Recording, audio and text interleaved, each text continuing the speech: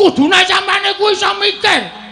Nek Werkudara arep nundung adine sampean menggak. Werkudara, jangan ngono. Ora kok meneng wae. Ha gunane apa dadi kakang barep? Iki ya ngono sing bagus iki meng wah. Le mempeng nek ana wong wedok ayu. Nek ana masalah meng klecam-klecem, kepiye? Kok dadi Pandhawa kaya ngene iki kepiye kahanane? Nuwun sewu, kula tak nyuwun pirsa. Masalahe apa? Jan bocah iku malah begijikan dhewe iki apa to? Sapa-sapa diseneni, sapa-sapa di adimu ki piye to? Sapa-sapa anggepe kaya andane digetak-getak. Pun kajenge nang kemawon, mbangane nguyuh sak nggon-nggon nang kemawon. Mergo Bagong nek nesu niku nguyuh sak nggon-nggon men kemawon. Pripun sebabe apa? Sebabe Sedewa nggondheli pustaka Jamus Kelima Sada. Lho, Koko Prabu, atus pundi Yai? Menika mboten pangling kedadak suwanipun Petruk kaliyan Bagong wonten ing abyantaranipun ingkang rayi Ngamarta. Iya jagat Dewa Bathara. Wah. Nadanipun menapakno Petruk menika panakawanipun wadang-adang kula para Pandhawa. Bagong menika ugi baturipun para Pandhawa. Mbok menawi Petruk sowan menika gadhah wigatos Yai tumunten katimbalana menapa wigatosipun Petruk sowan. Koko Prabu lenggah ingkang langkung prayogi Nun ngestaken dawuh. Panakawan Petruk padha kanthi harja sapraptanira panakawan ana ngarsaning ingsun. Nun amit pasang Kalimantabe tinebene ngilodeni dumawahing nawang tuwang sinuwun. Linepatna ing tulak manu. Menawi wonten lepat atur kula diagung pangaksami jar kula menika namung batur, kula menika namung panakawan. Kiranging unggah-ungguh kiranging tata susila kula nyuwun gunging samudra pangaksami. Iya panakawan. Ora dadi ngapa lho nggih, padha rarja sapraptanira. Tansah pinangan ing kawidadane ring sambikala sawanipun ingkang abdipun Petruk. Kepareng kula ngaturaken sembah sumungkaping pangabekti kula kunjuk sandhapa pada paduka Gusti kula Sanata Prabu Puntadewa ing negari Ngamarta. Panakawan Petruk ndak tampa pangestuku tampanana kapundhingga jimat paripin dayanana ing kasantosan. Paring maestunipun sinuwun Prabu Darmakusuma amawahana kabagyaning gesang kula. Iya Petruk prayoga nunggonmu sowan nggih. Sampun boten kirang prayogi sinuwun. Panakawan Bagong padha kanthi harja sapraptanira. Nun amit pasang Kalimantabe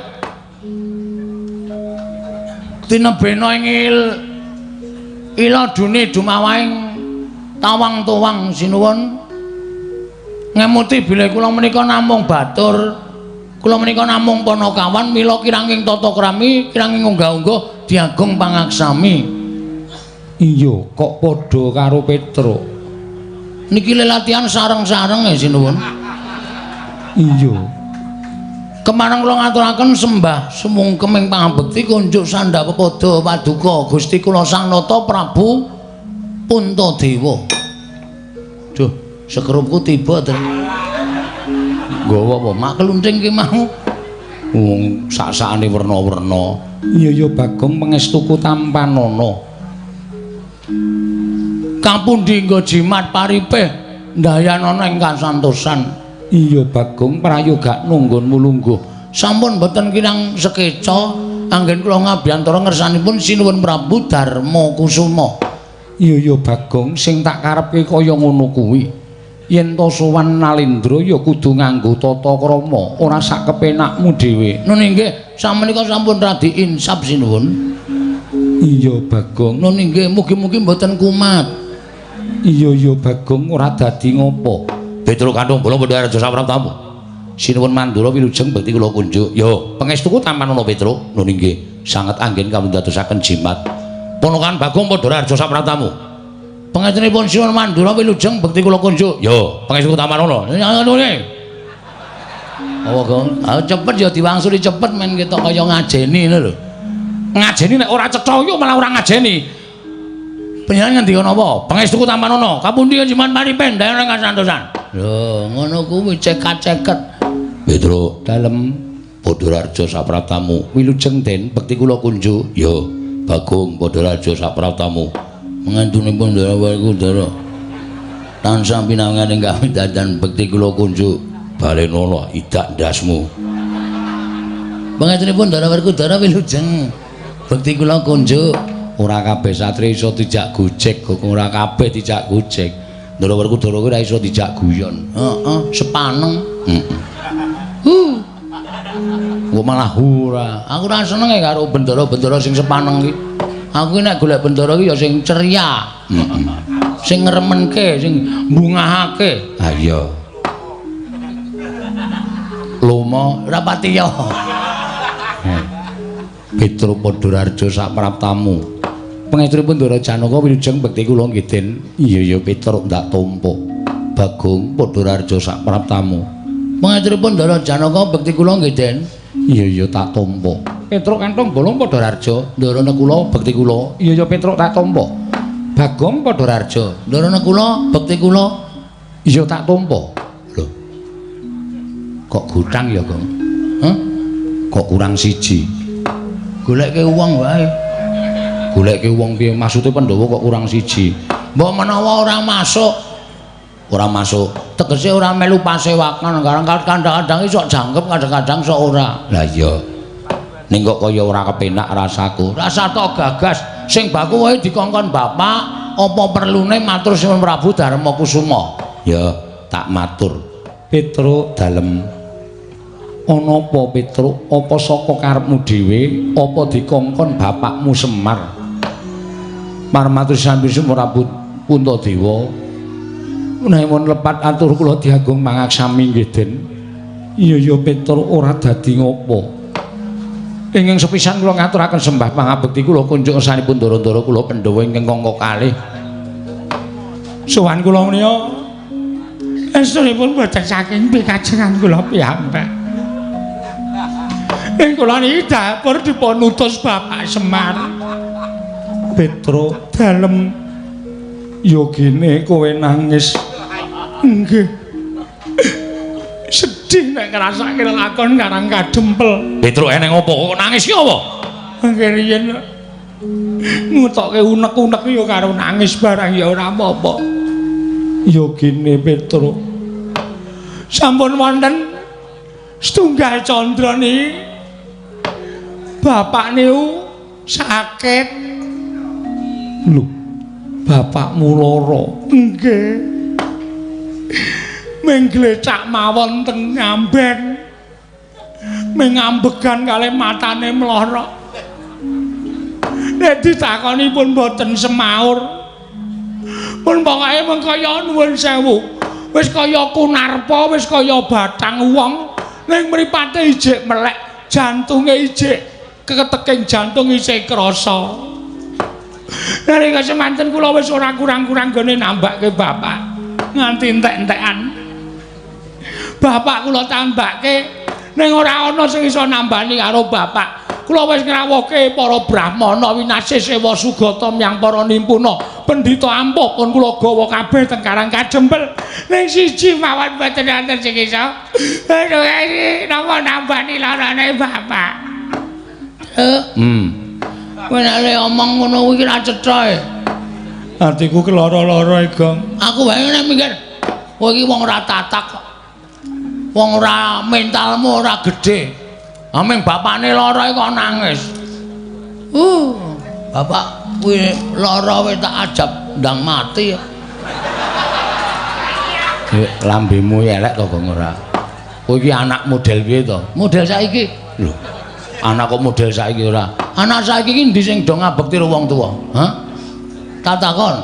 Anak saiki iki ndi sing do ngabekti karo wong tuwa? Ya isih ana siji loro. Ning akeh-akeh racak-racake wis do ninggal tata krama, do ora ngrek bekti karo wong tuwa. Mongko sing jeneng wong tuwa ki ora butuh dipunjung ingkung gajah saben dina.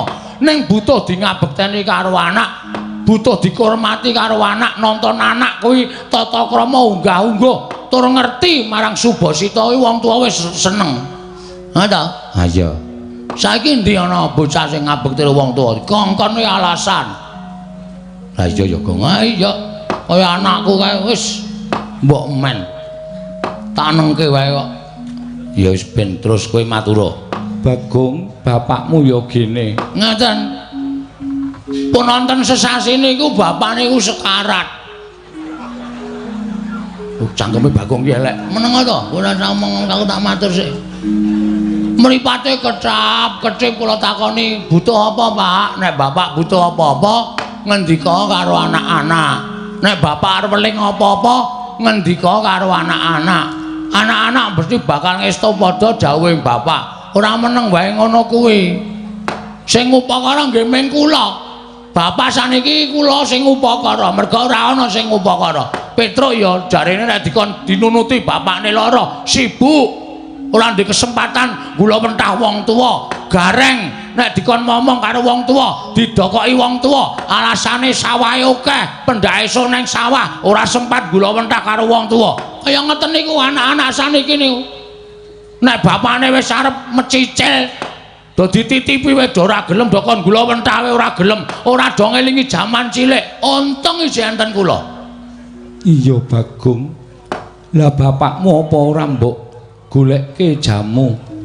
Mboten. Lho. Ora mbok golekke tombo. Angel banget wong sing jeneng kon maem tambene mingkem terus nganti bingung kula niki. Saniki kuru niki aku lho. Sesasi mboten tangi saking ngamben niku awake entek-tek. Wetenge sing maune mblegentonge dadi entek. Iga-igane ketok, sing lemu mung kari ndase. Jan ora ditata krama tenan. Menengo mbangane kowe iki matur kok nangis iki cara ngendi? Ngoten niku. Lah terus pada suatu ketika apa kuwi Bagong? oh iya lali aku. Lali nek matur ning ngarepe ratu e. Sawijining dina kula Gareng karo Petro niku tetengok nunggu bapak bengi-bengi nika do melek. Iya. Ah terus bapak niku dilalah kok watuk guk guk guk ngono. Tak kira nek kirek bul watuk bapak. Arep tak gusah kok suarane nang ngamben. Wah ya wis genane bapak watuk. Ngopo Pak Mimi apa piye? Terus kula jukuke wedang putih kaya sedotan nika kula jejelke teng mulute bapak terus disedot. Bareng niku kok njaluk udut. Niku jam 2. Jam 2 bengi. Nggih. Terus watuk terus dawuh kalih kula kalih Petro kalih Gareng. Kira-kira anakku sing gelem tak kongkon sapa ya? Ngono ngoten niku. Terus kula maju aku, Pak. Aku anakmu sing ragil. Konen ngopo, Pak? Men bapak mari aku manut. Aku tak kon nyemplung segara wae aku sago, Pak. Demi bapak. Ngoten niku. Mboten wonten anake loro sik jenenge Gareng karo Petro niku masrahke tenaga nggo mbantu bapakne ra gelem ming doting cermimi nika. Terus bapak ngenten iki, ya wis sing tak tuding Petro karo Bagong. Mangkato ning negara Ngamarta. Iya. Terus lah ngopo Pak ning negara Ngamarta? Kowe nek kepengin bapakmu isih urip, pengen bapakmu ki lestari, le momong karo kowe, pengen bapakmu ki lono urip ana ing jagat, kowe sowana Sinuwun Prabu Puntadewa, Pandhawa 5 aturana rawuh mrene ning gawa pusaka. Ya kuwi pustaka Jamus Myang Jimat kelima sada. Ngoten niku. Nah, sowan kula mriki sampun Sinuwun Prabu Darma Kusuma menika wonten suka lilaning penggalih ngemuti bila sampun marambah makaping-kaping bapak mriku bantu dhateng para Pandhawa. Momong dhateng para Pandhawa wiwit kuncung nganti gelung, wiwit jabang nganti claprang. Pandhawa mboten pisah kalian bapak. Nek nganti bapak men kepengin butuhke Pandhawa 5 cacahe rawuh teng Karang Kadempel sinambi mundi pustaka Jamus Myang Jimat kelima sada ora kelakon. Niku ateges Pandhawa niku nuwun sewu, satriya sing mboten ngerti males kabecikane wong liya. Mula terus terang, nek kula sowan mriki Pandhawa mboten rawuh teng Karang Kadempel, kula wis mengajukan surat pengunduran diri. Pengunduran diri minangka apa, Bagong? Minangka abdi negara Ngamarta. Terus apa gunane kula ket biyen nglesot teng negara Ngamarta? Men butuh Pandhawa rawuh teng Karang Kadempel dadi srana tambane bapak kok ora kelakon. Nggih to? Percuma. Hah? Percuma. Nggo ngapa kula ngabekti karo sampeyan ning jebul sing kula labuhi, jebul sing kula bantu, jebul sing sanes sing kawit biyen kula ewangi niku ora ngerti males kabecikane kalih Bapak Semar. Pun cekap semanten atur kula Nek enten pangandikan saking Sinuwun Prabu Darmakusuma kula ajeng midhangetaken. Nek pancen Sinuwun Prabu Darmakusuma paring dawuh, Bagong Pandhawa ora iso teka ning Karang Kadempel. Sampeyan wis rasa nyebut kula abdi, sampeyan rasa nyebut kula Panakawan, sampeyan rasa nyebut kula menika batur sampeyan. Kula ora arep manggon sabet sapon negara Ngamarta. Titik. Stop pikir Bagong. Wis. Nek kowe ora melu Ndara Pandhawa kuwi kowe lek arep mangan saka sapa? Ngemis. Ngemis kok dipeng-pengke ora. Mbok ya nek omong ki sing nganggo dipikir ora waton omong. Konjur mengundurkan diri. Kowe wonge jiri kok, Tru. Kowe wonge ketergantungan. Heh. Kowe uripmu tergantung karo Pandhawa. Ya nek Pandhawa sing butuhke kowe terus. Nek Pandhawa ora butuhke kowe, arep ngopo kowe? Arep ngemis-ngemis nembung dadi abdine Pandhawa. Heeh. Wong ki ndek jati diri. Mengono kok wedi ora. Ana aku ambek wis paribasane Pandhawa ora iso nglabuhi karo bapak. Nggo ngopo? Nglabuhi Pandhawa. Wis ora ana gunane. Apa sing diparingi Pandhawa baleki kabeh? Kowe diparingi apa? Lemari. Tok balekke. Warkasa terus wis tak dole. Oh. Dadak nebus aku. Ya pokoke takon ngiklaske. Ya tegese kuwi ra kon sekuwen. Ya men. Ya. Tak modasmu lho.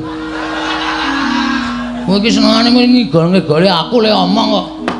Bagong, wonten dawuh keloro-loro atiku, Bagong. Same. Kula janjane matur ngenten iki niku. Kula ampet tenan ati kula. Merga kula mriki nyawang bapak niku wis kaya kunarpa. Bapak ndek pengarep-arep Pandhawa rawuh mriki ning kok sampeyan kula matur kaya ngoten kok malah nangis. Sawang Pandhawa mung kari papat. Lho. Sing siji ilang nanti.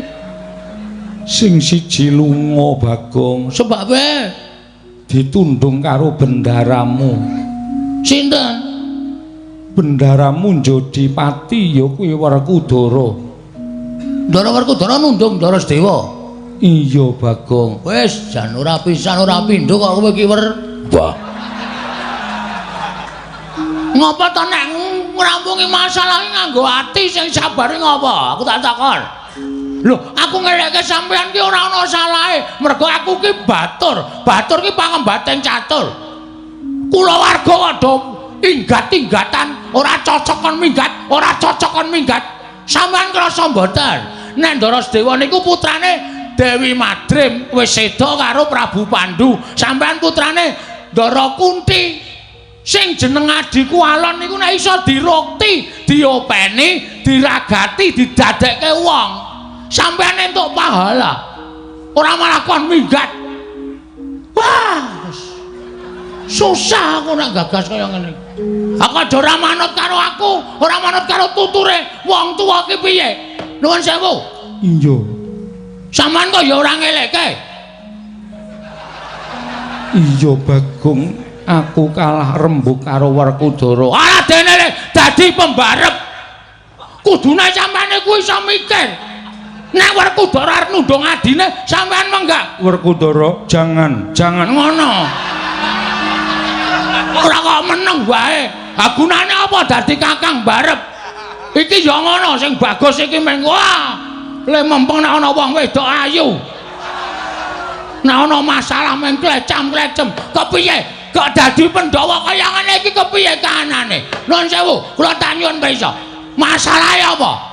Jan bocah iku malah begijikan dhewe iki apa to?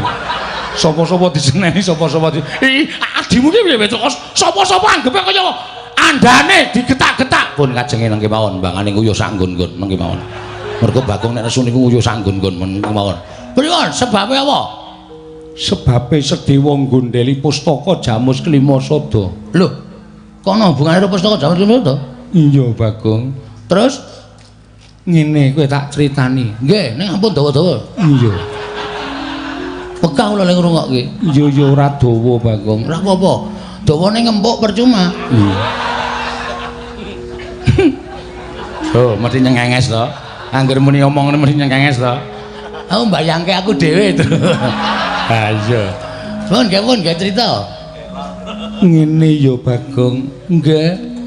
Koko Prabu Ndarawati rawuh. Mriki iya. Ngandhakake yen Ndarawati kuwi ketaman pegebluk bisane waluya yen to tinumbalan pustaka Jamus Myang Jimat kelima sada. Tumuli kabeh sarembuk pustaka Jamus kelima sada diboyong dening Koko Prabu Ndarawati ya mung Sedewa sing ora mathuk, Sedewa sing ora cocok. Tumuli Sedewa didukani dening Bendara Munjadipati nganti dedrek nggone ndukani wekasan Sedewa ditundung lunga saka negara Ngamarta. Waduh. Berarti niki pustaka Jamus Lima Sada ilang utawa dibeta Sinuwun Ndarawati. Iya Bagong, mula aku ora bisa menehi wangsulan nglawan kowe merga Pandhawane ora ganep, pusakane ilang Bagong. Wah, wis Tru. Yo, mulih karo mampir golek Bandosa. Lho. Nggo ngopo? Bapak jelas mati iki. Tambane ra ana kok arep ndi meneh parane. Ya engko gareng gek kon bedah bumi. Ha ya wis ngono wae ndak. Ambangane iki dadi masalah. Dadi geger malah ora karo-karuan. Ha jare kowe arep mbelani bapak nganti tetesing getihmu sing pungkasan. Lho, nek pancen kowe arep mbelani karo bapak, perkara iki diglejah kok, diunceki. Sing bener piye? Sing kudune kepiye kelakone ora manut karo kahanan sing kaya ngene iki. Wah, jan susah aku nek gagas kaya ngene. Nun ngapunten lho, sampean kok ya nuwun pangapunten. Ikhlas lahir batin maringke pustaka Jamus Myang Jimat Lima Sada dhateng Sinuwun Ndarawati. Merga Koko Prabu kuwi sesembahanku. Nuwun pangapunten, saniki ampun gagas Sinuwun Ndarawati menika sesembahan sampeyan ning kudu ditonton. Mula ana tetembungan ngendikake ratu kuwi nek siniwaka aja ming netra walaka, tegese netra batin lahir tok, ning netra batin diwengake utawa permana jati. Wonten nika. Merga jaman saiki akeh sing maraja saka sela-selaning garu, ketoke kanca ning dadi mungsuh, ketoke sedulur ning tegel karo kancane. Menika nuwun sapunten, menika kudu dipun penggalih. Klebet lakon sing dumadi wonten negari Ngamarta mriki, ketoke Sinuwun Ndarawati. Terus diparingi pustaka Jamus Lima Sada. Nuwun sewu. Nek nganti niki mengke dudu Sinuwun Ndarawati. Ternyata dudu Sinuwun Ndarawati terus pustaka Jamus Lima Sada ical. Pripun ya? Sapa sing arep disalahke? Sapa sing arep goleki pustaka Jamus Lima Sada? Ora ngawur dadi ratu ora gampang. Ora mung iya. Iya gampang dapusi wong. Wah, sampeyan iku sembrono kok Sinuwun. Kula wis matur bola-bali to. Pustaka Jamus Lima Sada menika panggesanganipun para Pandhawa. Nek Pandhawa kelangan pustaka Jamus Lima Sada menika ngibarate wong sing ora seneng karo para Pandhawa, ajeng gawe cintrakaning para Pandhawa, angel mijet wae ngranti, suwe banyu sinaring. Tatur walik. Walik, hah? Turta. Oh iya, Ndring. Turta. Ming turtae kok kualik pemikiran aja. Pustaka Jamus Lima Sada menika dados panggesanganipun para kawula sak negari Ngamarta. Nek nganti pusaka ilang, Ngamarta kawulane pating blengkah ora karo-karuan. Pripun nek kaya ngoten niku? Aja nyawang Ratu Ndarawati. Aja nyawang Ratu Ndarawati kadange tuwa. Para Pandhawa ning kudu diteliti, kudu ditelesih. Ngoten lho. Kena dipasrahke, ning dicek dhisik. Werkudara Ndarawati tilik ana, ketaman pegebluk apa ora? Werkudarane mangkat, rubut. Nek wis dibuktekke, iya mbarep pancen bener. Pusaka diparingke, urung ana bukti kok wis diparingke niku. Macem mana? Pripun nek kaya ngene iki?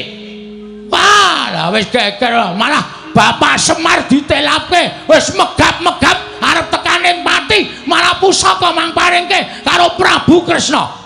Apa nek ngono? Kresna lho Semar iki bobote abot Kresna apa piye?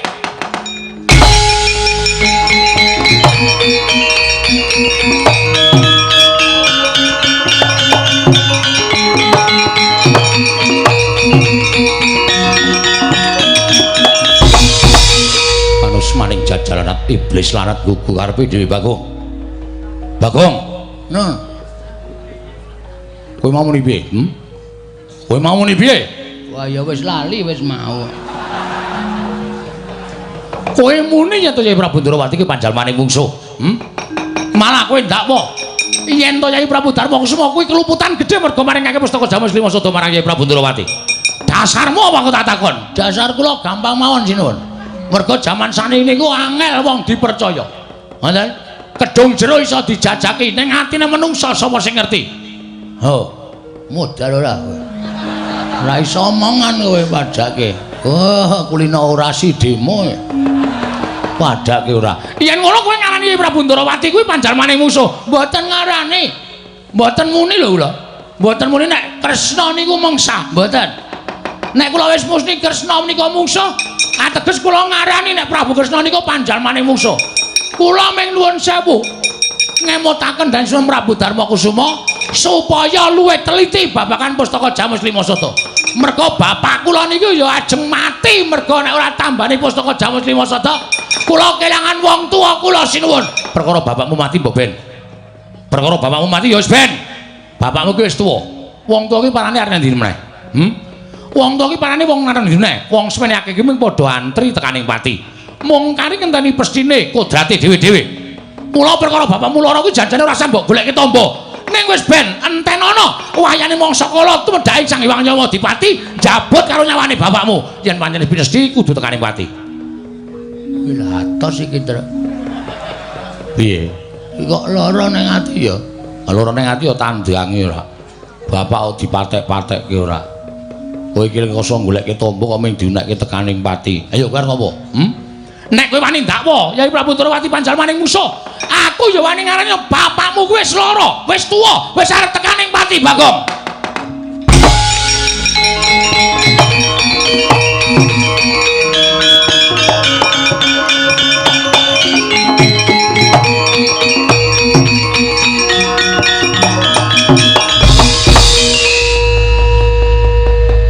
Kowe aja watoni isamu wis lho, Bol. Lho. Bol piye? Jenengmu sapa? Baladewa. Dundang bol ora gelem.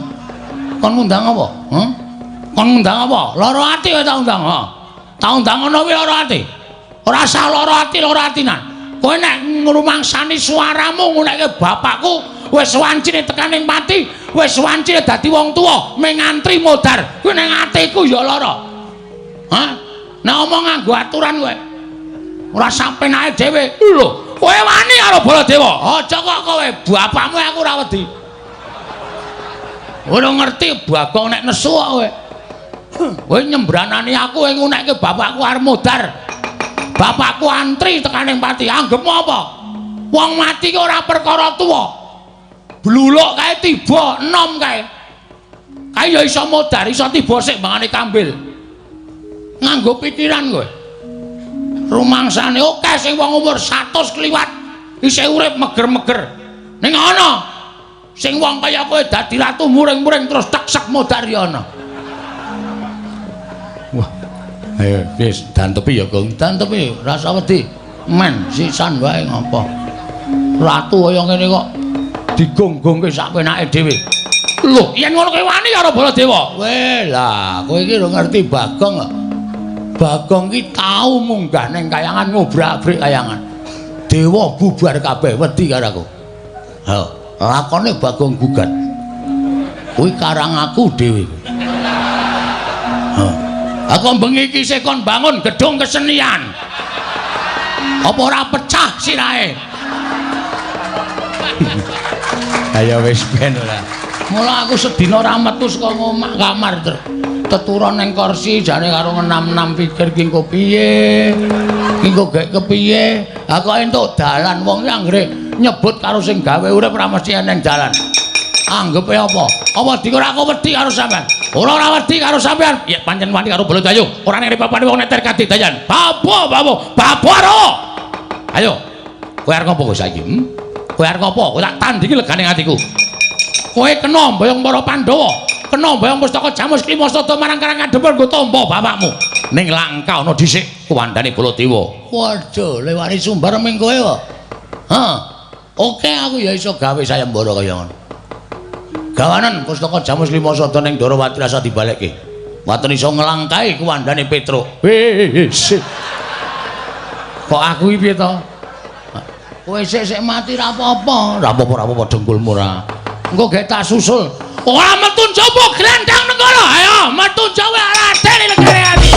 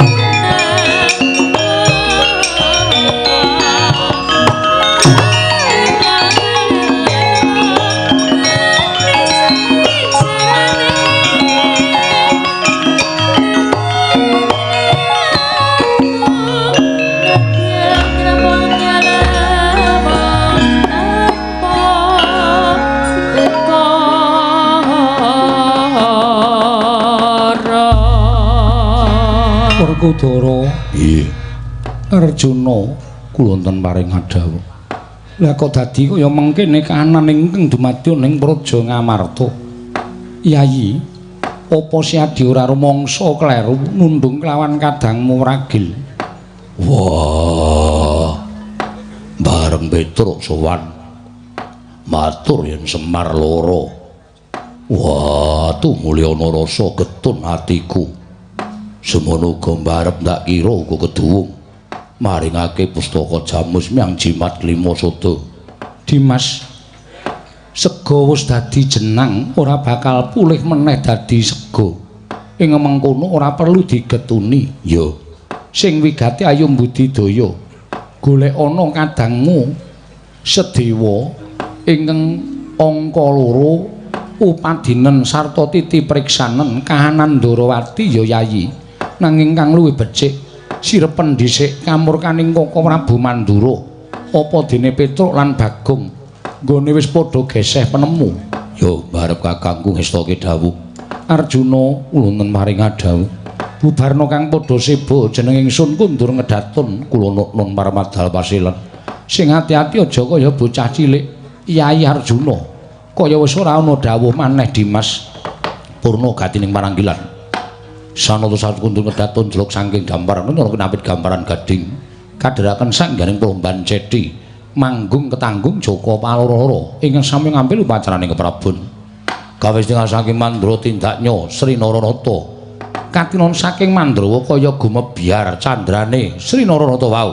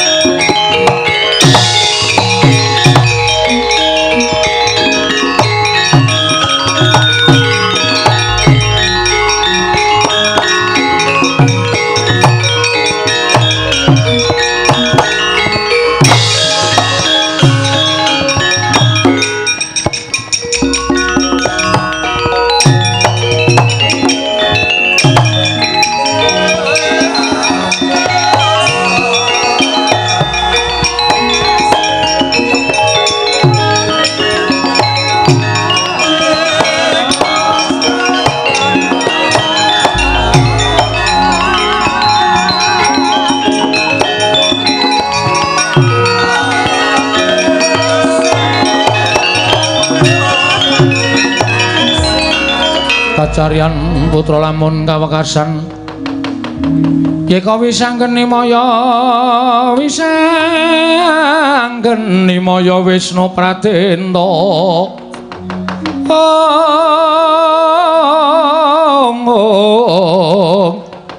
wisanggeni maya Wisnu Pratenta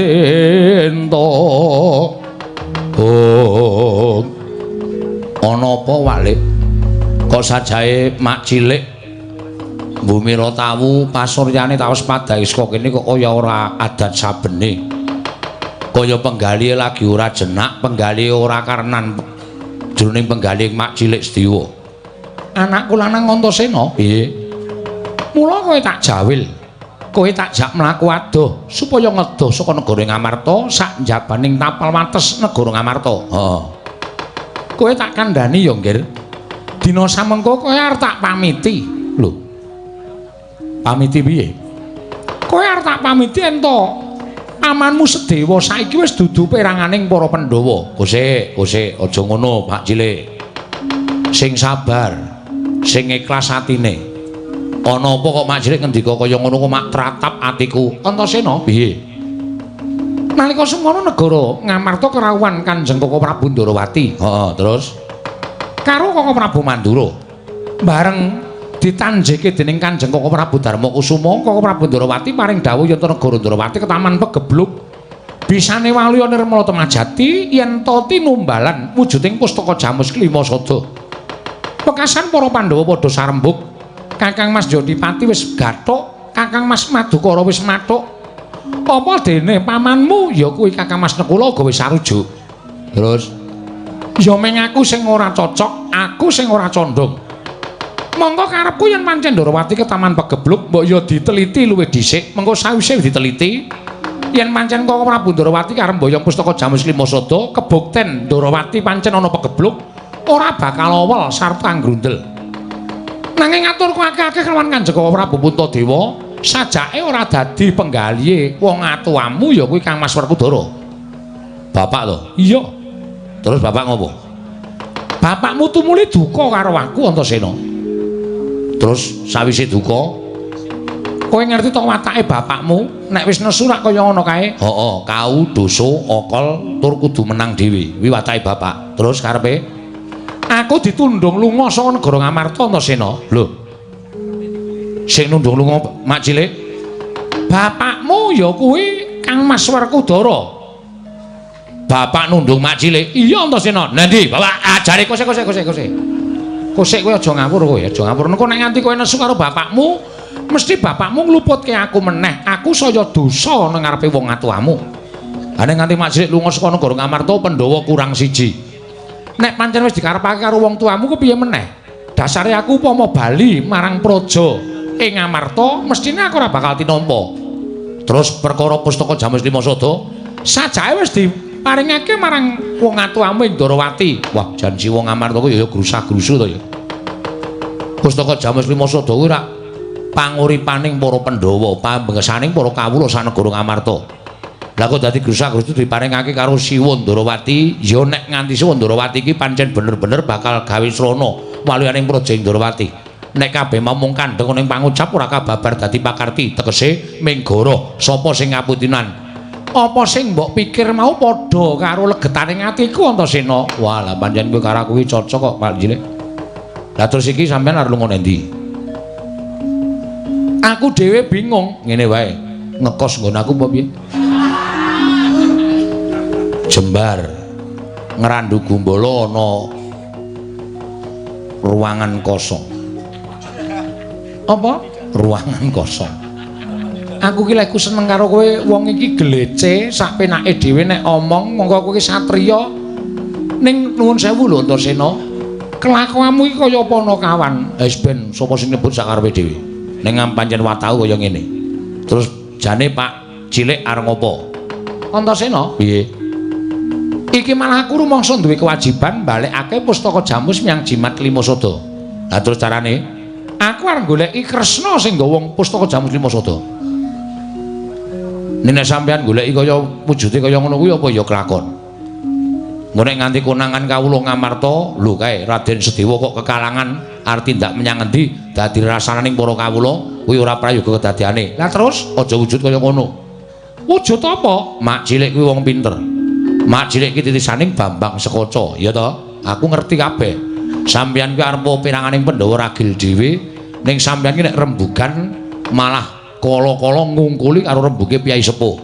Sampeyan ki Pandhawa sing awas dhewe, waskita, awas paningale kuwi Mak Cilik Sedewa. Wis, saya kok percaya karo sampeyan. Aja wujud Raden Sedewa, ning wujuda liyane kuwi aku lagi ngiklaske nek sampeyan goleki Siwa Ndrawati nggone mboyong pustaka Jamus Limasada, Mak Cilik. Yana dewa yen untuna wong aprang kasangsaran. Wong aprang kasangsaran. Oh. Nalika semanten sigra sedakep saltu juga nutupi baban hawa sanga. Ngenengaken cipta Raden Sedewa tanana kang pinindeng kejawi amung panguwasaning dat kamurweng dat. Eling-eling titising Jawata. Nalika semanten sak ciptane dadi sak sedyane ana. Ilang wujuding Raden Sedewa. Ana wujud Brahmana ingkang katingal mudha tumaruna kagiat Bambang Antasena wae.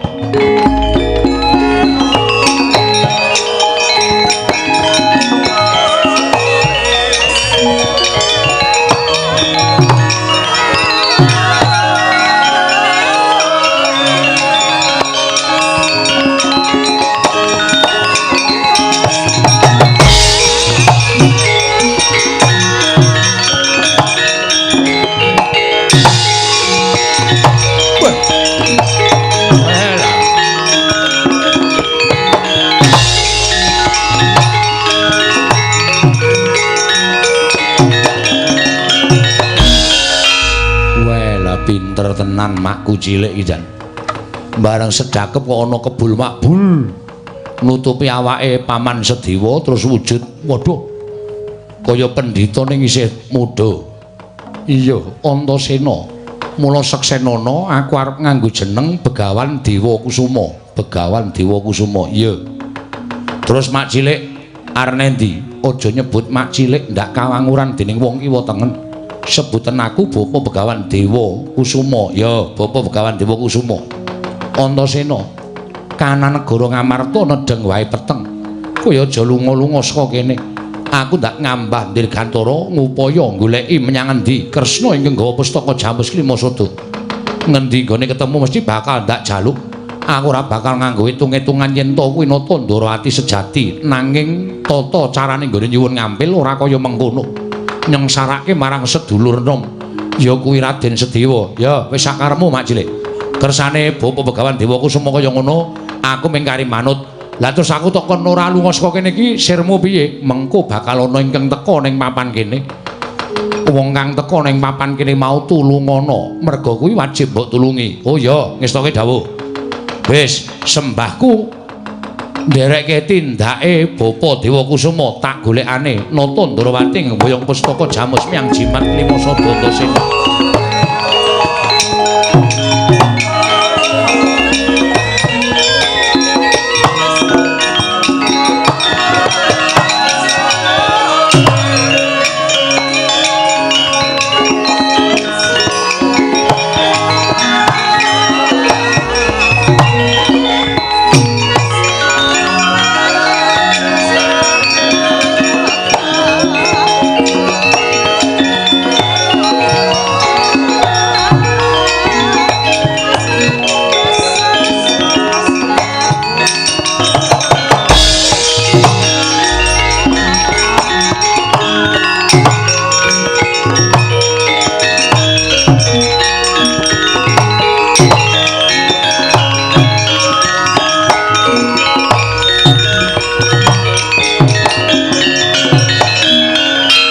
kurta srama panggah wagut katinyo mawukyat ira wang-wang piye ngandel ora kok Sinun Mandura ki nek perang kuwi ora ditandangi dhewe ning mesti ngandhake karo wong liya lho kae Patih Praguta joget-joget nggawa glugu golek awake dhewe malah ora mung Patih Praguta sajahe Sinun Mandura wis ngendikake bab sing ora bener tegese kuntul dikandhake dandang dikandhake kuntul maksude piye kuwi tata upacara kata-katamu ki piye dandang kandhake kuntul kuwi kedadian saknyatane dienggak-enggokke men dheweke ketok bener dheweke ketok apik wong liya ketok elek kuwi tegese pawarta sing saknyatane ora dikandhake sing sak benere ning dienggokke nganggo kalimat utawa ukara-ukara sing rumangsane dhek iki wong paling apik dhewe wekasan sing dikandhani mbelani ro dheke ketitik ora ming Patih Praguta tak sawang Ndara Garukaca Ndara Antarja barang kok do ting brubut goleki awake dhewe ya mulai yo Gang yo hah mulai engko nek Semar Modar bapak wis dawuh karo awake dhewe nek nganti awake dhewe engko melu mati nang kene malah ngrekoso uripe yo mulai yo wis rasa dadak piye-piye mulai matur karo bapak Pak aku ora sida mboyong para Pandhawa di pustaka Jamus Limasada merga pustaka Jamus Limasada diasta Sinuwun Ndarawati jarene negara Ndarawati ana pegebluk ngono wae ora bapak mikir dhewe bapak tumandang karya oke ayo kita berangkat yo le yo Gong ketoke le mati kok luwih cepet awake dhewe mbangane Semar masa mingo to weh sapa iki to lho sapa iki to Ndara Antasena kok awake dicat ireng barang aleman. Kowe tak ajar Modar kowe. Nek cara nggone dhewe pancen Ndara Antasena ki nuwun sewu nganggo gelung. Lho rada ndangak persis Ndara Werkudara kene iki nganggo kuku. Iki ora, iki gagrak kene Ndara Antasena kaya ngene iki. Waduh. Gleleng gondrong barang. Melu pang apa? Pang apa? Panguwit. Ha iya. Wong apa kok terus wedi? Ha iki mesti sajae wis dikongkon Ndara Baladewa. Atakonane ya? Ya. Wilujeng Gus. Slamet. Kowe do ngopo ya mlayu-mlayu? Ora ngerti kok dhek itu. Ha iya. Ngomong apa ngapusi? Ngomong jujur, aja ngapusi. Aku soalnya kulino ngapusi, ora iso. Ku saiki kudu jujur. Oh iya. Menika ngaten Raden. Ya. Sing ngomong Petruk apa Bagong? Kula. Ngapusi tak keplak ndasmu pecah dadi papat. Diar ora. Anu kowe Petruk? Ya. Soale cangkemku iku kulino ngapusi. Ngono ora sadar tiba-tiba ngapusi mah dadi papat sirahku. Ora apa-apa wis omong sak tenane. Ajeng nyuwun mergi Ndara. Lho, njaluk dalan nggo ngopo? Ajeng wangsul. Saka ngendi? Saking Sinuwun anu sowan Sinuwun sowan Sinuwun. Sowan Sinuwun Prabu Puntadewa. Wigatine kula tak matur sampean aja kaget nggih. Yo, ning nek umpama kaget nggih kaget sakniki mawon. Dadi kula matur sampean pun mboten kaget. Wong kaget kon kaget saiki tak keplak sisan kowe. Kula matur Sinuwun Prabu Puntadewa ngabari nek bapak niku gerah. Lho. Kakene Semar loro. Heeh. Lho lah kowe iki ting pendurung ki ora nambake bapakmu piye? Modal ora malah disalahke ta, Tru. Nuwun sewu, pun mboten kirang-kirang lek kula golek tamba. Ning bapak mboten iso seda. Lho. Bapak mboten iso sembuh. Suwatu sae bapak niku paring pangandikan, Petruk Bagong sowan ning negara Ngamarta. Aku iso mari nek Pandhawa rawuh mrene sinambi mundi pustaka Jamus Limasada. Wis to kandhake Siwa Ngamarta. Wis, ya numpun. Terus Siwa Ngamarta ngendika piye? Bagong ketiwasan merga pustaka Jamus Limasada diasta Sinuwun Prabu Sri Bathara Kresna. Lah nek ngono ngendikane Mak Jlik Sedewa iki mau bener. Mangkane sampean ketemu nganu no, Sedewa no. Basa tak ajar kowe. Ndara Sedewa to ketemu. Teng pundi? Kula wau soalé mlebu teng negara Ngamarta niku Pandhawa niku mung kanton papat. Sing kurang Ndara Sedewa. Kula takoke Ndara Sedewa ta pundi? Ditunjong bapakmu Ndara Werkudara. Bener, mak cilik ya kandha kaya ngono. Terus saniki wis tindak. Lho, lu ngoten pundi? Kuwi dudu perkaramu iki urusane mak cilik Sedewa. Sing wigati aku nang kene iki kon ora lunga-lunga, nek ana wong tekan kene kon nulungi ngendikane mak cilik Sedewa kaya ngono. Lah kok sing tekan kene kowe karo Bagong karo Petruk. Wong loro mingan, kula kalih Petruk, ora kowe karo Bagong karo Petruk. Ora kebablasan le omong. Karepku iki kowe karo Petruk ngono. Heeh. Lah kowe saka ngendi? Saka negara Ngamarta, kok mlayu-mlayu. Ajeng gelut. Lho. Gelut karo sapa? Karo Baladewa. Gleleng to? Heeh. Aman reng tau ngerti Bagong arep gelut karo Baladewa. Mengene iki. Lho. Wani karo Siwa Mandura. Lho, sing diwedeni apane? Lho kok mlayu. Ha nek kok ngandhake kanca kerubutan kok. Ngandhake sapa? Ngandhake Prate Pragota. Terus kamasmu Ndara Gatotkaca, Ndara Antarja goleki kalih kula. Niki wis diwolak-walikke karo Ndara Baladewa. Mesti kula dianggap salah, kula dianggap wong kleru. Mula Ndara Gatotkaca sing janjane kalih kula sayang goleki kalih kula, mider-mider teng gegana. Ndara Antarja yang goleki kalih kula. Oh nek ngono pancen lumusi ngendikaning Mak Cilik Sedewa. Aku kudu bantu karo kowe. Bantu napa? Wedi? Ora. Persi mawon iki soalé ajeng bangun gedung kesenian. Ora. Ora bantu karo kowe tak bantu kekuatan. Kekuatan apa? Kowe rasa mlayu. Terus nek pancen wong salah kudu digawe salah.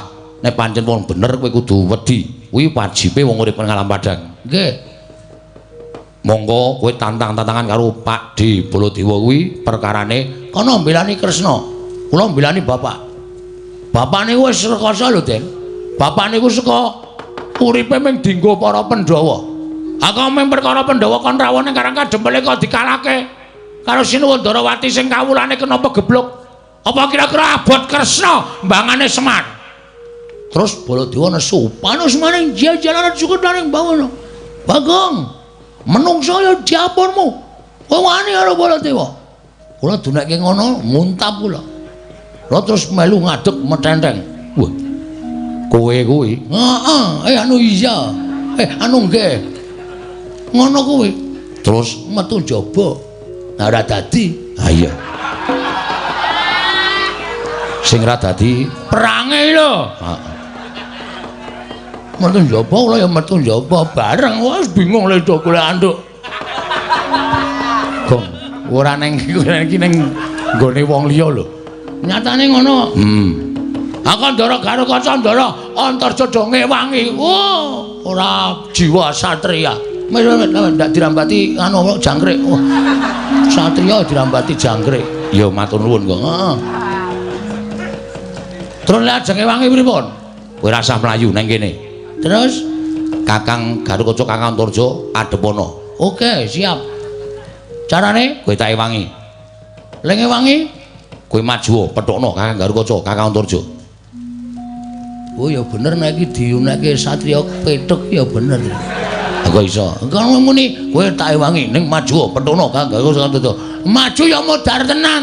Aja semelang kowe tak uripke. Kowe kok gleleng. Metu power bank lho.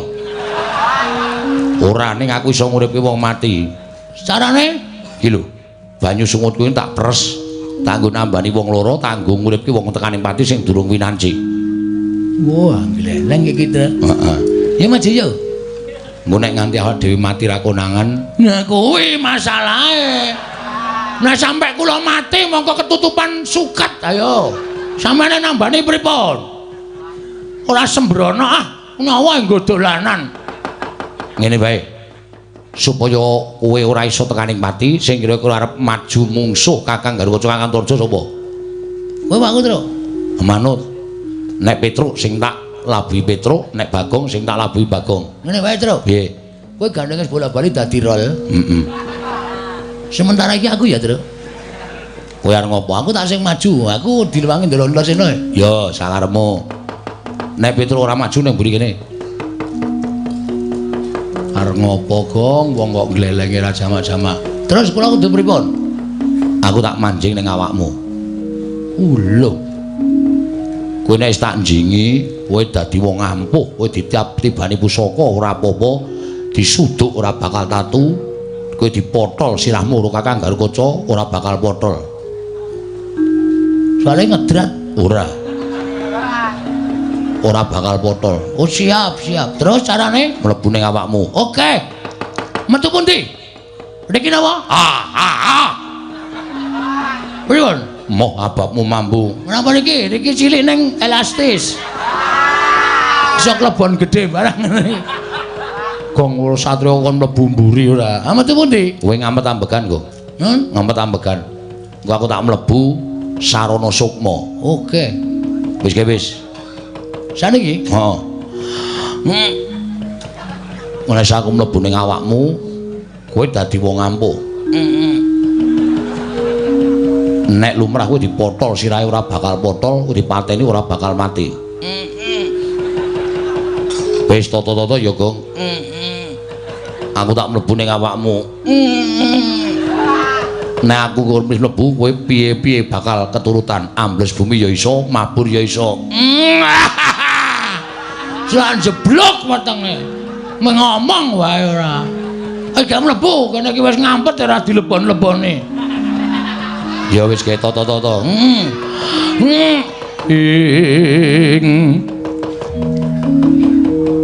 Tan samar pamoring sukma sinukmaya winahya ing asepi.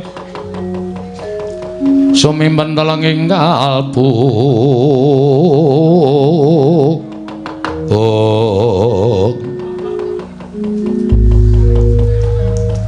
Wis aku mlebu ning awakmu. Engko aku bakal digdaya, Gong.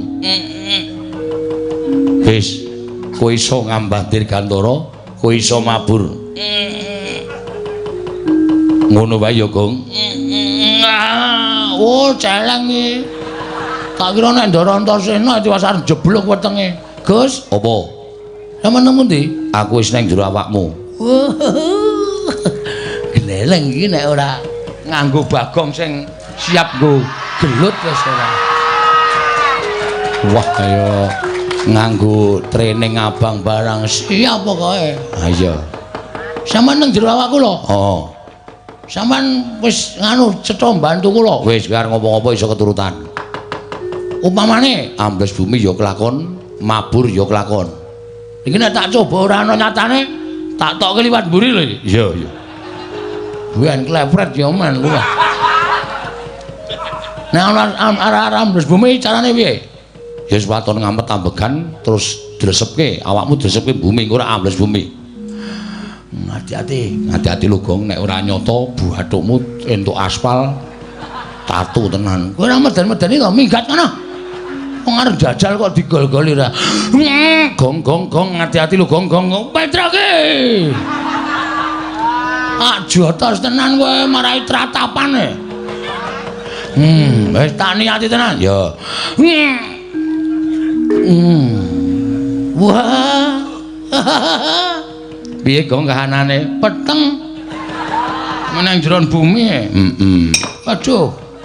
Waduh, sarean Netro. Natap grobok aku. Iya. Aja liwat sarean kowe iki sareane piyai-piyai luhur ndak ngono. Apa metu Gong? Hah? Metu. Oke. Nek jedul pripun, Den? Mengkari munggah jedul. Wah. Nek nganu mabur sikile gedruke lemah ping 3. Mabur iso mabur. Niat nggo nati. Oke.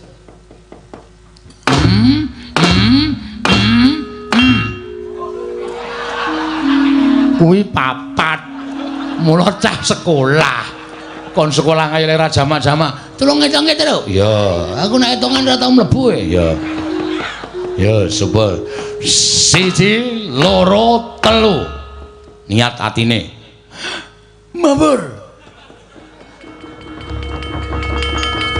Wah, dan gleleng ta. Mengke genti kula nggih, Den. Ya engko gampang. Wah, rasa Petro rasa ndak gleleng kaya nyolongane wong. Wah. Kaya balon terus enting. Heeh. Kowe dian. Golek kamar mandi sing ra ana gendenge. sapa ngerti entuk kanugrah ya. Wah.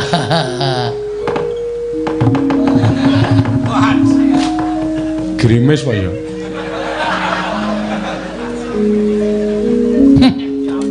Wo wedhus iki. Padake kloset ora. Men tak uyuhi sithik kok, Tru. Ya wis mangkat, Gong. Mangkat kowe rasa melu-melu ngaso. Ya. Tatakane dhewe sing kira-kira mbelani karo Baladewa. Aku sing nandingi. Hati-hati oleh. Siap aja kuwatir, aja kuwatir.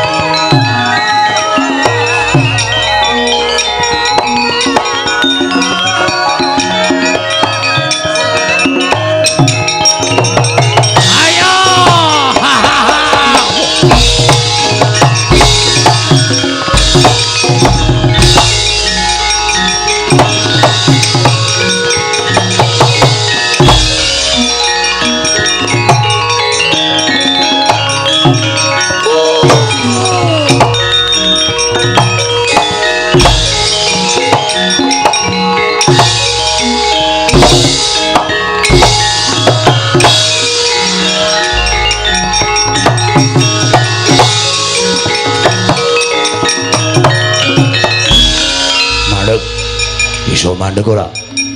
Mandek. Iki piye iki pesawat kok nyekel pesawat? Medun, landing. Sabar. Edan gugu karepe dhewe. Ora edan, kenyataan, Om. Iso mabur. Lho, apa sing iso mabur ki sing sampean tok wae. Arep kula wong kere kaya ngene nek iso tuku tiket iso mabur, Mas. Aja gawar-ngawur Bagong. Nun.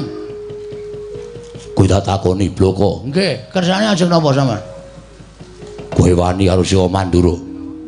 Anane kula wani merga kula diwarahi. Cacing nika kepidak menungso. Nika ngolet ora ngrasake lara, ning butuh males karo sing ngidak. Ning Bagong duwe perasaan. Coba saniki kula tak takon, nek upama bapakmu lara, terus bapakmu dunekke ming Werkudara lara kok modar mbok men. Ngono piye perasaanmu? Hah? Sing muni ngono sapa? Lho, sing ngakon kowe sapa? Siwa Mandura. Sing muni ngono Baladewa. Mula aku ora trima nek nganti bapakku dimodar-modarke karo Baladewa. Endi menungsane? Lho. Kon tekan kene. Kowe aja urap-urapan suaramu. Aja wani nantang karo Siwa Mandura. Bagong, yen kowe wani karo Mandura, aku isin dibatur kowe. Aku ya isin di juragan kowe. Apa juragan ra iso mikir? Gunane apa? Percuma sampeyan dijedi nang kayangan. Dadi satriya babaran kayangan. Ning iki ra tau dienggo. Menggunake tenaga, gunake akal. Dumeh satriya pringgandani. Sapa sing wani karo dheweke? Senake sapa sing wani karo Baladewa mongko kenyataane ora kaya sing dikandhake Baladewa sirnake. Apa kowe kaya ngono? Rumangsane ora. Kowe malah nguring-nguring karo aku, muni-muni karo aku. Mergo sampeyan ora jumbuh karo ngendikane. Aku ora seneng nek carane kaya ngono. Bapak niku lara. Hah? Bapak lara tambane pustaka Jamus Lima Sada. Monggo pustaka Jamus Lima Sada ilang. Ha ta? Ora? Yo. Ilang mergo digawa Sinuwun Ndarawati. Kula mung muni, Ndarawati kok dadak nggo tumbal pustaka Jamus Lima Sada. Ah kok makmu gedhe Mendura. Bagong menungso ora tataran. Bapakmu ki wis tuwek, lara ki wis sak mestine. Mengkari ngenteni wayane mangsa kala bapakmu modar anut karo kersaning sing gawe jagat. Apa ora kelara-lara aku? Aku ora apa-apa ora kelara-lara. Bapakku lho. Dunake ngono iki bapakku. Bapakku ki jegoke kirike-kirike tak bleh. Kok dadi bapakku dunake modar kaya iki. Nek Bagong ora trima, mula aku kepeksa wani karo Prabu Baladewa. yen kowe wani padha karo wani karo Gatotkaca. Oke, ra masalah. Ra masalah. Apa dikira aku wedi ya, Aku nek ngene iki ora wedi karo sapa-sapa. Kowe iso malik otot kawat balung mesi. Aku iso malik balung kiri. Ayo ngejak apa kowe? Ora minggat suaraku tak candak siramu tak potel gulumu. Potelen nek nganti aku iso potel siraku meguru karo kowe 20 taun. Ora Gatotkaca.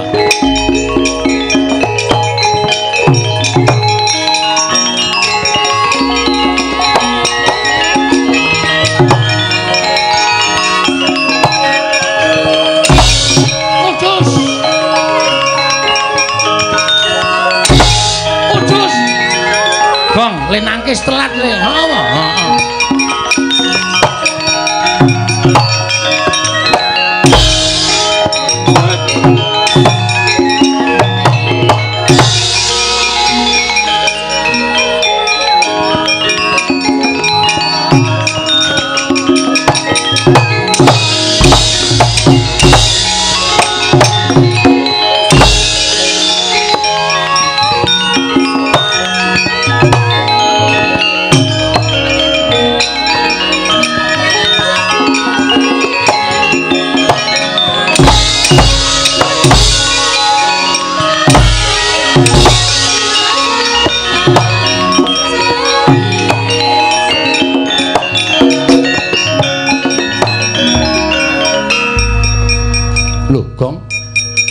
Kok bathuke metu getihe?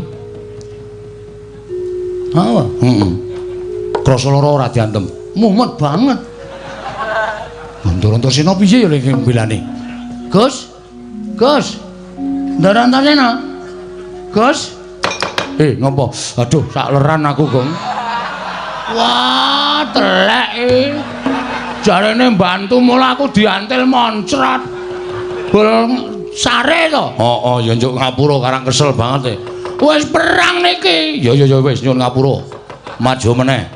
Wis kebacut lara. Mbacut mlethek sirahe. Tonya Gatotkaca turu ta. Iki seneng kene iki turu ta, Tru. Ha iya tenan, ombene oke tokke tumburi tenan. Ben luweh. Tak goleke kali sing asat ben. Ben tiba mak telepek ngono modar. Aja entos aja Gong. Mulane melek. Ya, nek melek aku diantem mesti ora apa-apa, malah turu ora.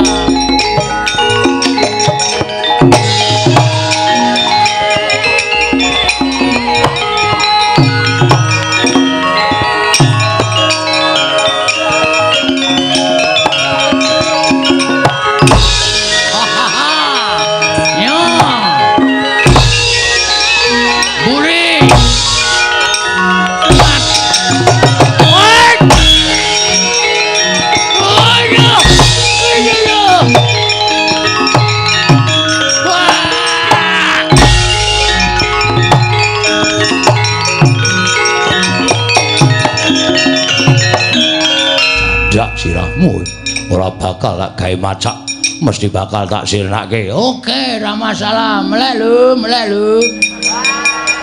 Iki bahaya iki. Tataane nyawa, ayo matane diganjel. Ora merem nek nganti merem sirna margalayu aku. Mati dening aku.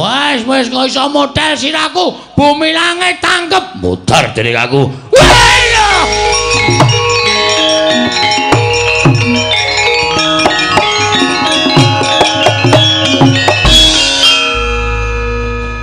Aku Digdaya ora bakal menang karo Gatotkaca. Sambato. Mati dening aku. Wani karo Siwa Mandura padha karo ngorek-orek marang pasuryane Gatotkaca. Ora sudi aku di batur sing gawe wiranging Bendara. Modar dina iki. Wah, oke semute. Pindah kene aku ting celekit kabeh ora.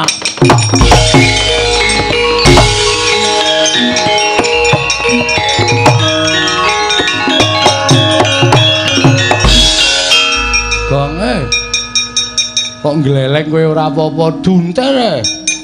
Candak sirahku ngono dunter kluthuk ngono aku kaya mati kae ning balineh to. Turuk. Oh, ayo kekuatane Ndara Antarsena sajake Wah, Gatotkaca baru kali ini kalah sama aku. Ya jan gleleng tenan kowe. Ngono kepengin ye, tak kene metu. Ben manjing ning nggonamu, ora aku arep ngaso wae. Itu rampungno ngono. Rampungno. Ning ki sing maju Ndara Antarja. Kuwi kakange Ndara Antasena. Nek digdaya iki mesti digdaya Ndara Antarja. Padha-padha putu dewaning ula. Waduh. Kira-kira menang sapa ya, Tru? Ane mestine menang sing tuwa karo sing enom. Halo, halo. Ngopo? Iki mung suwe Ndara Antarja ora usah wedi, kowe iso nyembur. Hah? Kowe iso nyembur kaya Kakang Antarja. Iso nyembur kaya ula? Iso. Ora usah kuwatir. Wah. Gong, tak ajar kowe. Tak ajar kowe. Jajal jengkulmu mlocot ora. Kowe iki bisa lho, Gong. Alah, lho. Ayo terus emoh ora. Kowe wis sedhel emoh, gak aku gak ora seneng ajarane ngono, gak ora seneng aku gak. Ora liwat kene iso sembur tenan aku. Ah, iki arep gleleng tenan ayo. Nek kowe ngendelke le duwe upas, Bagong ya duwe upas legane atiku.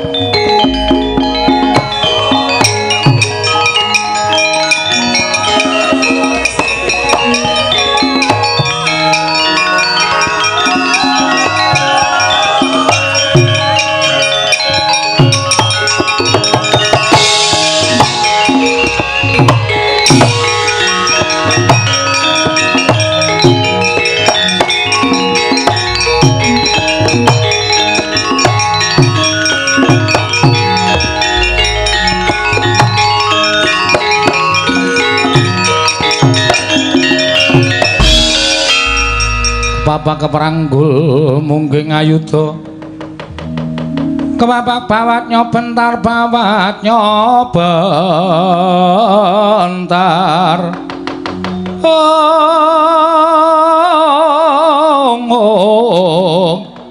kebapak nyomungging aloka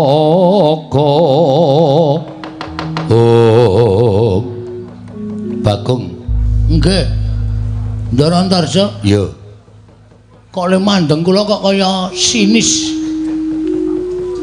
duka napa nesu karo kowe sebabe kowe wani karo Sima Pandura ya apa ora ngaku wae ora ngaku tak pateni ngaku ya tak pateni wedian kejem tenan iki ngungkuli adine sampean pun murung kabar dereng kabar apa Gatotkaca wedi kali kula lho adikku karo kaca wedi karo Bagong weh iki jeksane piyayi Blitar niku asli aku ora gara. Kula dipotol sirahe ora apa-apa terus kula nglecak, terus kula pindah nggon le turu. Adimu wedi. Ning karo aku ora bakal iso selak, kowe mesti bakal tekan ning pati. Ayo. Diadu antaraning Antarja karo Bagong menang sapa? Oke, ora masalah. Neng ngene ditemtoke kowe apa aku sing tekan ning pati. Manut, sirmu piye? Kula manut. Ora minggat sembur mlonyo awakmu. Melek lho. Iya. Wis mulai idon-idonan iki. Sampeyan apa iso nyembur? Anggap aku ora iso nyembur. Ayo, didu upasmu karo iduku ampun ndi. Kene marganing patimu. Pangga tak ayoni Antarja.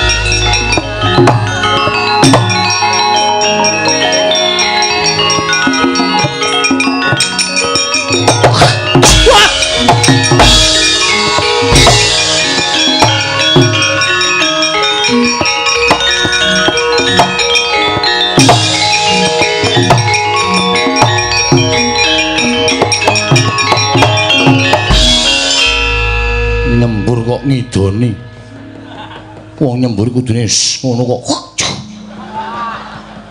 Saisaku kok. Panas to dadamu? Kena iduku? Wih lah dalah. Lah kok nyolong pethek ing atase Bagong. Kok wani ngidoni sarta iso nyembur kaya dene Antarja. Ora pangling. Mesti ana sing bantu karo kowe, Kang. Ngrasa melu-melu perkara iki. Nek Kakang melu-melu perkara iki, aku nganggo raganing Bagong tak ladeni padhangane wani, petengane apa meneh, rupak wani, jembar wani, Kang. Tak hitung-hitung sing luput Siwa Mandura. Dudu kok Bagong nek sampeyan melu-melu perkara iki dosa gedhe lho, Kang.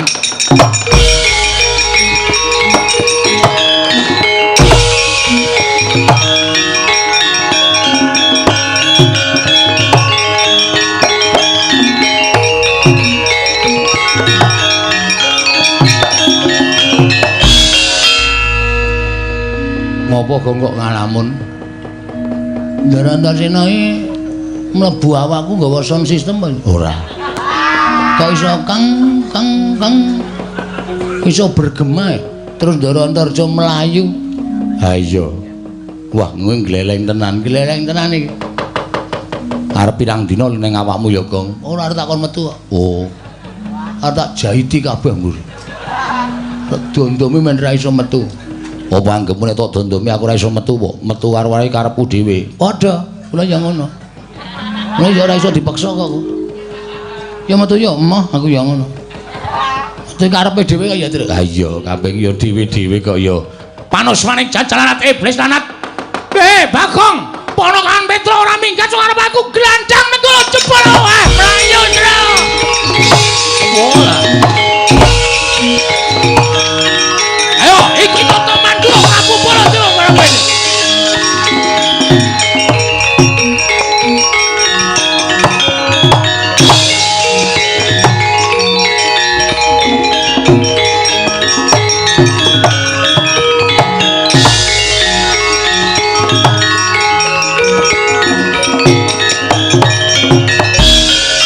Nesu tenan nek kae, Gong. Wah, wis anggres ngono kae ora ana wong wani nyedak to.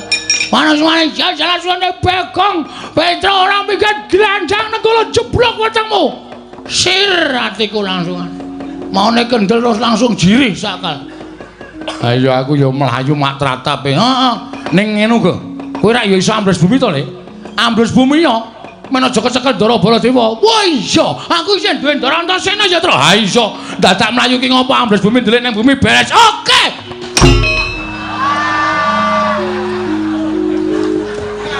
Melek. Sing melek sapa? Ndara Antasena turu mesti ki, Tru. Ora turu. Ha terus? Ha iki apa? Wah, iki ya tunggal dene iki. Tunggal dene ngopo? Metu ra omong-omong. Sona ki omong. Ora mung terus glenes lunga. Ha piye kaya meh ditinggal tok kae? Ha iya ya. Ya wis ngono apa piye ora mung tanpa omongan terus sarungan. Lho. Kok tekan sarungan barang. Omong apa cek iki mau? Omong apa ora? Ngopo kok do mlayu? Ndara Baladewa duka. Siwa Mandura. Nggih. Lah piye arep dijoni wae piye? Arep piye-piye kowe kenggonan aku ora apa-apa. Ning ya modar tenan. Ha sampean sok turu barang Nek pas kono nibake nenggala nyotampan bles sampean pas sare teng awak kula. Modar tenan ya, Tru. Pun wah, ajeng wangsul kula. Lho. Bali piye? Bapakmu ora iso ketekan Pandhawa, ora iso nggo pustaka Jamur Lima Sada. Bapakmu mati lho, Gong. Ora apa-apa lah, sertifikate wis tak gawa kok. Wis ngene kok kuwi bapakne kok diame-ame warisane ora. Ha piye nek kaya ngene iki terus aku kon piye? Ngene wae. Aja tok lawan ning tok wirang-wirangke. Carane nek kowe wani karo Siwa Mandura, kowe wani karo Siwa Baladewa, kowe wani njotos, kowe wani nendang, kowe wani miloro dosa mergo kae pepundhenmu. Nggih, mulane kula niku isih mikir perkara niku. Kowe batur ana ratu kuwi beda derajate. Tur dasare kowe tau tate momong karo Siwa Mandura. Bener. ngene wae, Gong. Pripun? Digawe wirang. Digawe wirang pripun? Kowe tak dadekke Baladewa gelem ra? Serius? Lho tenan. Wah, iki kok aku kaya dadi ngerol terus ta iki, Truk. Apa Petruk wae? Pun boten. Bagong mawon, Bagong. Dadi ketujah nenggala iki modar tenan. Nek niki kula dadi Baladewa ampuh mboten. Mbuh perkara ampuh aku ora ngerti. Ampuh karo ora kuwi kowe nyuwuna marang pengayemane karo sing gawe urip. Ning aku sing bantu karo kowe. Oke. Carane merem. Meremo. Wis ya. Karang telapukane iki ciyute. Nek merem ki mung separohe. Oh, ngamet ambegan. Tak suwun karo sing gawe urip, tak dandani cara Siwa Mandura ya, Gong. Nggih, siapun wis beres. Manut wae lah. Manut karo Ndara Antasena malah slamet ya. Tak jalukke marang panguwasaning Dat Kamurweng Dat. Muga-muga iso kelakon penjangkane Antasena.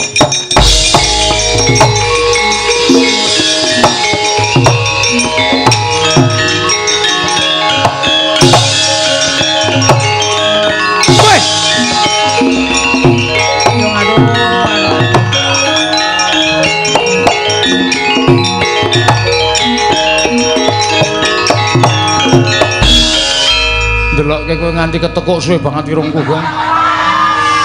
Mulai mau kok jarem-jarem ki apa to? Bulirungku ketekuk. Pripun niki? Lho kok pripun piye to wis dadi kok.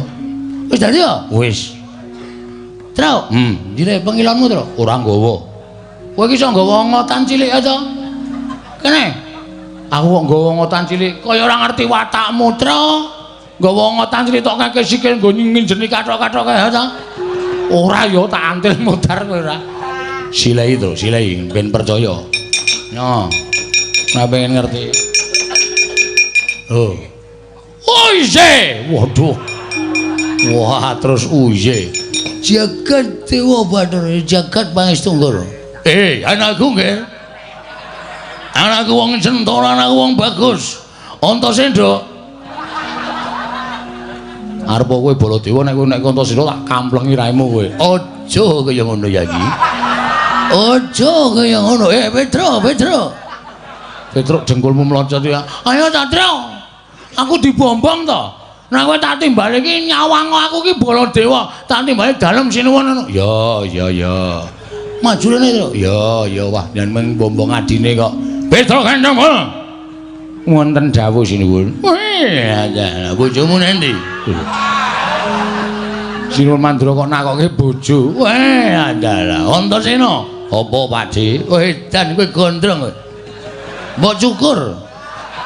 Ya sesuk aku tak potong wae. Heeh, Petruk. Wonten dawuh sinuwun. Iki aku arep maju perang, Petruk.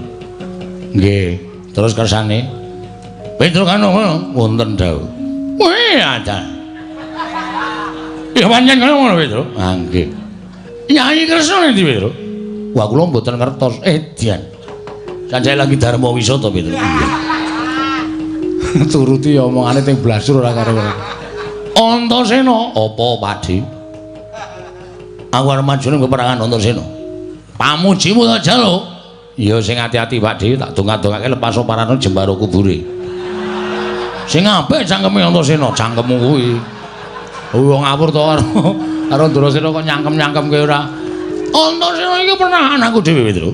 Antasena iki pernah anakku dhewe. Kowe anake Werkudara adik Kunjadiwati, mula ora jenemokane Antasena iki wis biasa nek karo aku. Nggih. Petruk, wonten dawuh goleke gaman. Gaman apa? Nggo maju perang, Petruk. Oh nggih. Ngestokke dawuh. Aneh-aneh. Ndara Baladewa kracok Bendho iki kok aneh-aneh. Ngersake napa? Sakaremu Petruk, sing penting iso nggo maju perang. Niki napa? Nggo. Niki. Weh, adalah. Baladewa kok nggo celurit. Liyane Petruk. Oh nggih.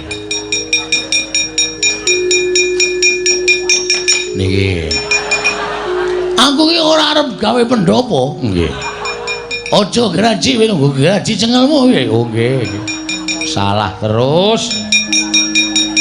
Ya, nah iki pusakaku. Aja wae sepeleke Petro, iki tau tak nggo nyolong gori ping 3 aku nang. Ya sakarepmu. Antasena, piye Pak De? Pamujimu tak jaluk? Ya, pen kabeh pamujiku. Maju ning peperangan. Amusrawatan jawrate manggen boro-boro. Iki nyata Manjura Prabu Baladewa. Baladewa. Hah? Baladewa. Aku muni apa? Baladewa. Wong ambeyen. Malah cengengesan. Kleru kok. Iki mergane patimu gugung karepe iki. Loh.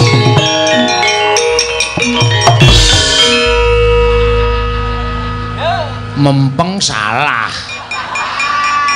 Kok mlayu ndono iki lho. Weh, acara. Gugung karepe dhewe buntu Petro dalane. Awak mung teng rika kok mlayu mriko. Edian arsa manijatring alam jagat kang pinunding. Oh ye.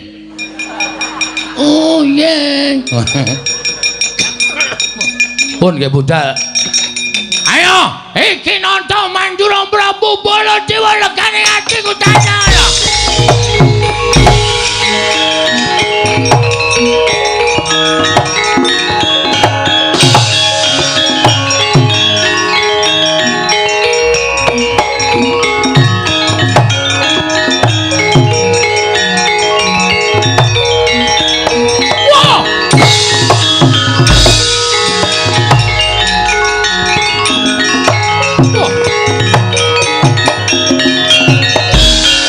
Panus maning jajaran iki aku kok ngedep kaca iki piye? Aku ngedep kaca gedhe-gedhe banget piye? Kok ana wong padha karo aku? Aja bengok-bengok mripeni wong turu Baladewa. Oh edian. Iki suarane ora pangling iki. Iki suarane Bagong iki. Aja ngawur, iki Prabu Baladewa. Wah setan ora. Iki Bagong iki Prabu Baladewa. Kowe sik ngembal kuwi nggawa apa nggawa genter tuwa banget. Baladewa rupek mlinjo cengelmu kuwi. Iki Kiai Nenggala. Iki pamunaing Satu Sekti. Tamake Gunung Jugruk Segara Asat. Iki Kiai Bendro ayo. Iki nyilenane Bagul Tegan. Kowe apa aku sing tekaning mati tenang mati mati. Iya.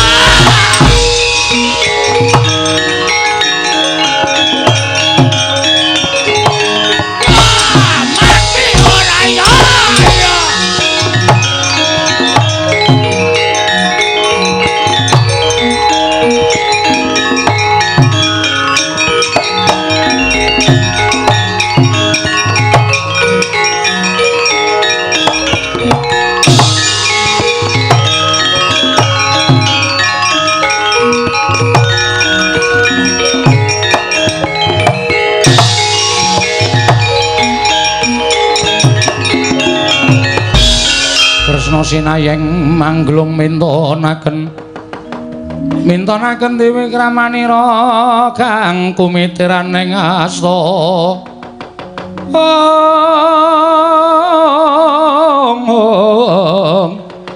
kang kumitiran ing asta aneng asta Setyaki wonten timbalan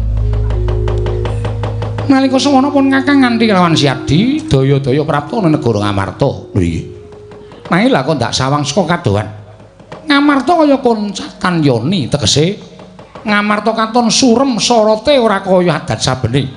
Wonten menapa ing mantu wonten negari Ngamarta Prabu. Keparenga sak mangke monggo kula dherekaken sowan kersanipun Kanjeng Prabu Puntadewa. Nanjihaken kawontenanipun negari Ngamarta. Setyaki lho kok sik Setyaki wonten timbalan. Lho iki kok ana lelakon sing aneh-aneh iki. Aneh-aneh kados pundi? Mara to gage maju. Wonten menapa Prabu sawangan kae. Bleduk mangampak-ampak lebur kasaputing angin tak kira kerai banteng karo macan. Lah kok dadi ora pangling? Kae kok ana lho, kok Prabu Mandura loro padha gelut kae. Setyaki kowe misah siji, aku tak misah siji Dimas. Sedaken dawuh.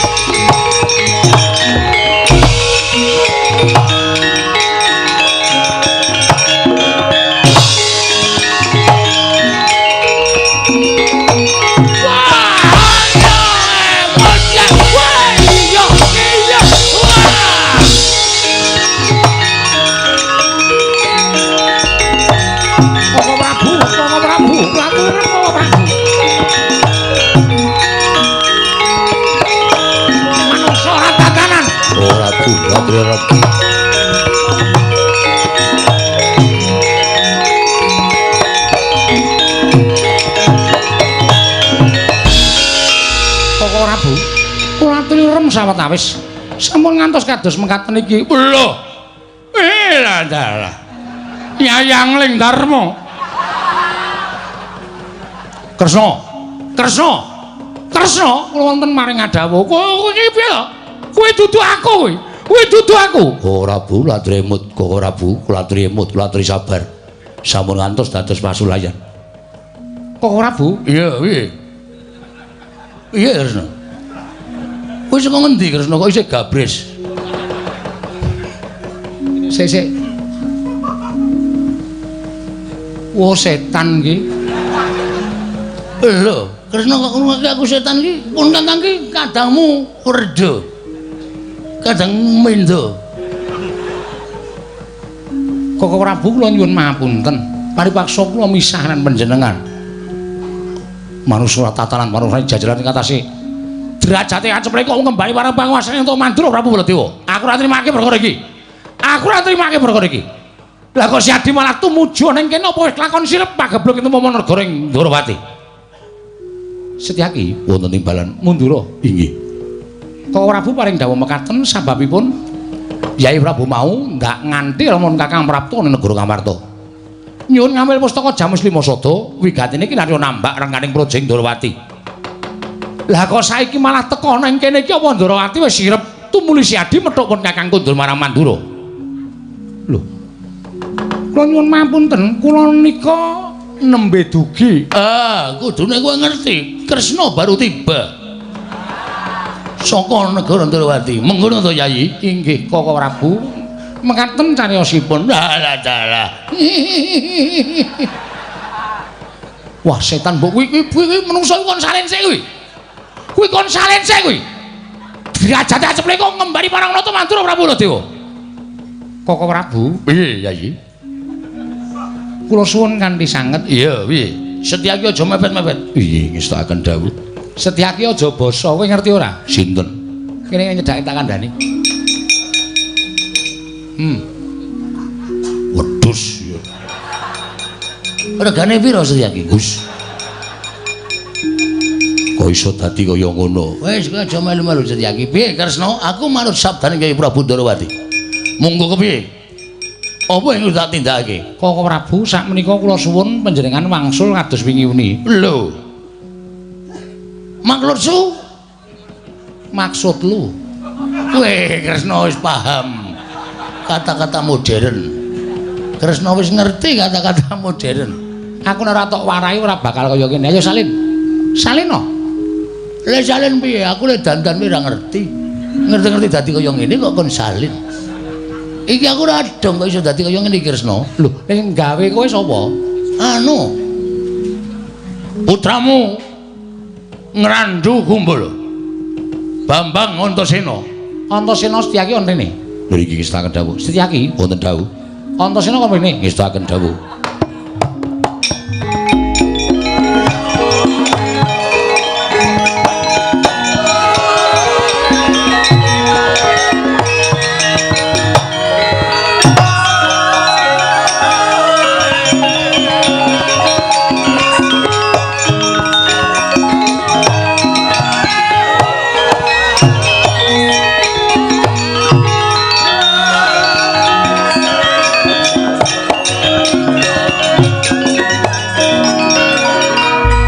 Antasena, Piye, Pakde? kowe apa sing gawe Bagong kaya ngono kuwi? Heeh. Ayo dibalekke. Antasena aja dibalekke rung rampung li nyambut gawe. Urung-urung wis kon balekke iki ora cucuk karo siwane. Sik menengo, Gong. Aku lagi rembugan. Balekke Antasena balekke. Menungso ora tatanan jebul kowe sing gawe Bagong wujud kaya ngono kuwi. Nek ora tak ngenekne ndak Pakde mentolo karo Panakawan. Iki Panakawanmu. Kok dadi Pakde kok mentolo karo Panakawanmu? Mergo aku mbelani Prabu Ndrawati. Yai Prabu nyilih pustaka Jamus Lima Sada, Bagong nyebutake pustaka Jamus Lima Sada. Ming takon ngalah kok ora gelem. Dapure batur kok ora gelem ngalah. Antasena, piye Pakde? Mikira jangkae kae. Ya narto jangkah jangka. Lho kuwi malah Antasena mbombong kuwi Antasena. Antasena. Piye Pakde? Kowe aja kaya ngono to, nggawe geger iki ya wis ben. Terus karepmu Kuwi diganti. diganti sapa? Lho, diganti Bagong. Yo Pak Dio ganti yo. Waduh, cilaka iki aduh. Iki aku nek iso aja tok ganti aku tak mulih nang ngomahku tak gandrung karo garwaku. Baladewa gandrung, Baladewa gandrung, dengkulmu mocot, dengkulmu kuwi sing mlocot. Wis. Wis senengane ayo Dono. Woi ladal.